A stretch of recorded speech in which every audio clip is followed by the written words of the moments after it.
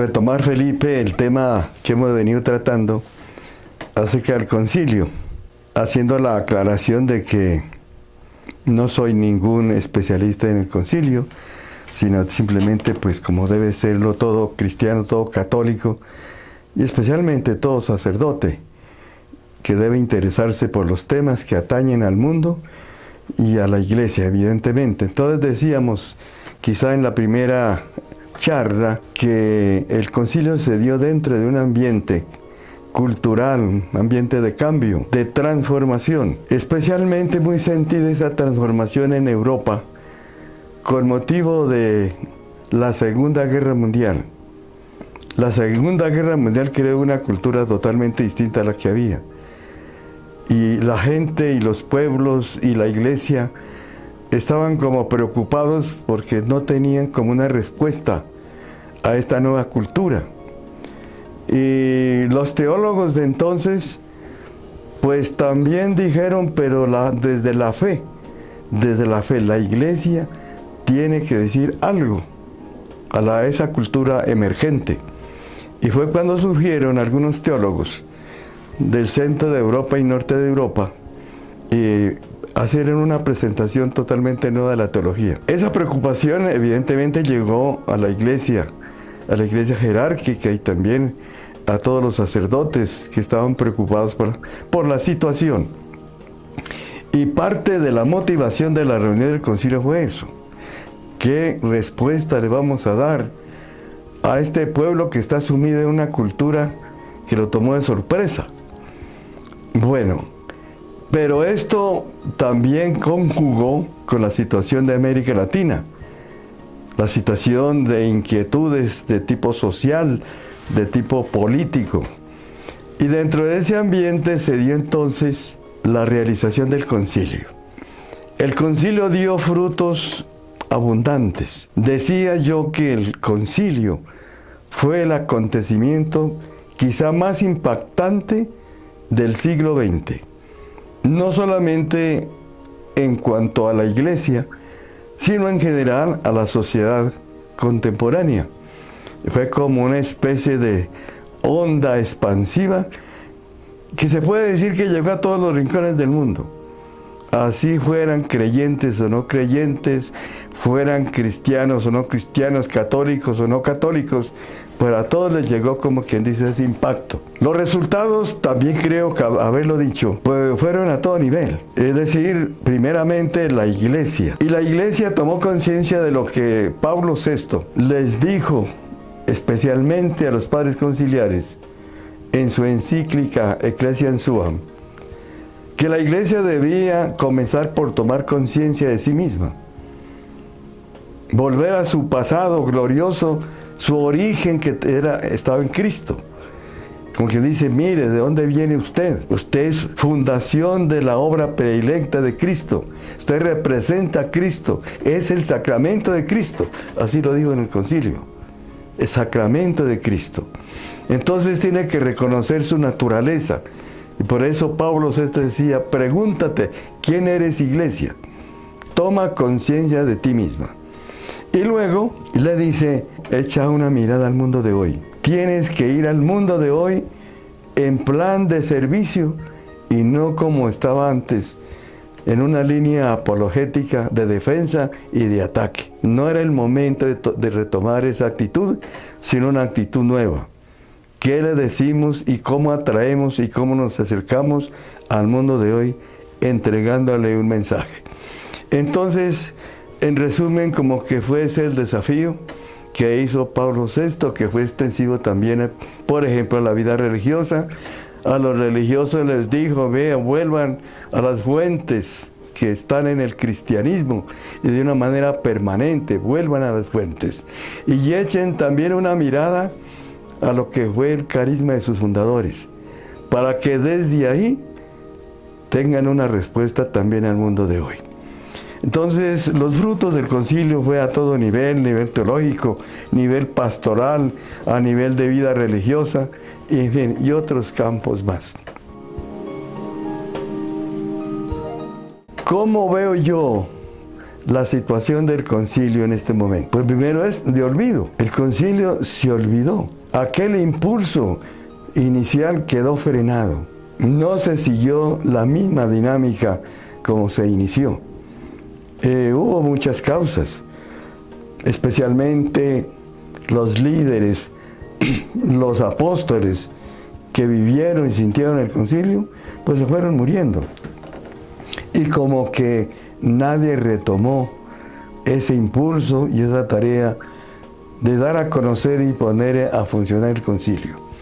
Entonces, en primer lugar, los líderes murieron y no tuvieron sucesores de la misma calidad, del mismo entusiasmo. Y luego, también porque se desconoce, quizá consecuencia de eso. Fíjense que hoy nadie habla del concilio como algo vital, como algo que debe marcar la vida de la iglesia, la vida de las personas, de las instituciones. Eso está olvidado. A mí me parece que nos cogió ventaja algunas culturas emergentes. Por ejemplo, no digo que sea emergente el racionalismo, pero sí como que se actualizó con mayor fuerza. El racionalismo tiene su raigambre en el siglo XIV. Allí ya comenzó a aparecer esa confrontación de la ciencia con la iglesia.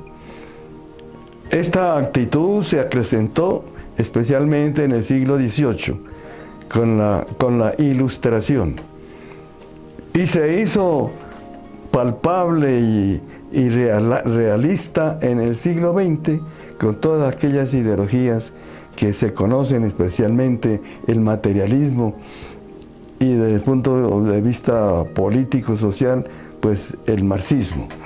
Ahí vino a dar todo aquello. En el momento presente, digo, esa onda expansiva de que hablaba quedó frenada. Ya dije, por ignorancia, por falta de líderes, y también porque hay contradictores desde el principio. Recordemos nomás la corriente que cultivó y animó el obispo Lefebvre, que fue una corriente contraria al concilio. Es decir, hizo escuela de aquellas personas que pensaron y creyeron que el concilio estaba echando por mal camino a la iglesia, y simplemente porque a la iglesia la desacomodó de una iglesia conservadora y estática, la puso a caminar. Y entonces aquellas mentalidades conservadoras dijeron: no, el concilio echó por mal camino a la iglesia. Y desde entonces ha venido encontrando contradictores que van frenando. Pero no solamente frenando, sino que han hecho desaparecer esa fuerza primera del concilio. Hablábamos, por ejemplo, del racionalismo.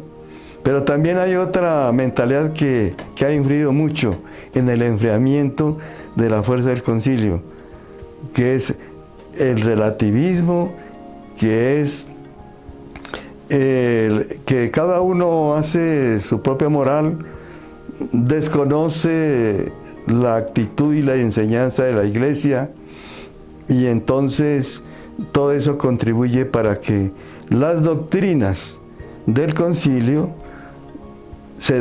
no solamente se desconozcan, sino que se desprecian. Esa es la actitud que yo veo en este momento. Un concilio frenado, un concilio olvidado, pese quizá al esfuerzo de algunos, pero que no ha sido suficiente para revitalizar y volver a retomar la fuerza que imprimió el concilio a la iglesia y a la sociedad. Los jóvenes no tienen la culpa. Por lo que yo entiendo es que los jóvenes ignoran el concilio.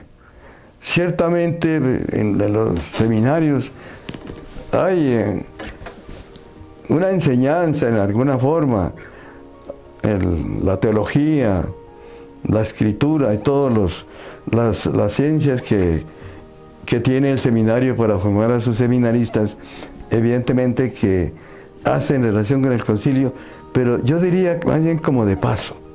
como el que estudia un aspecto histórico, algo que fue, pero no algo que debe ser actual, que debe estar revitalizando la vida de la iglesia y las entidades que caminan y andan por este mundo precisamente iluminados por la iglesia.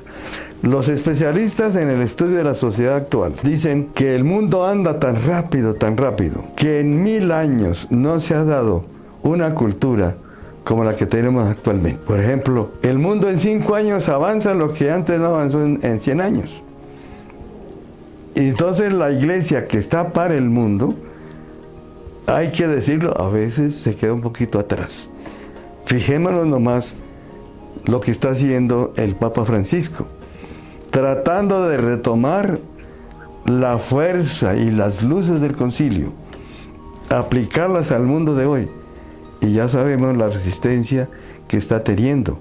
Aquí nomás, por ejemplo, en nuestro país, el doctor Galaz se hizo pregonero de una resistencia a las enseñanzas del Papa Francisco, simplemente porque el Papa hace un llamamiento a la apertura, al acercamiento a los pobres, y eso les parece a ellos que es echar a la iglesia por el mal camino. Y lo que hace el Papa es dirigir a la iglesia por el camino trazado por Cristo, su autor.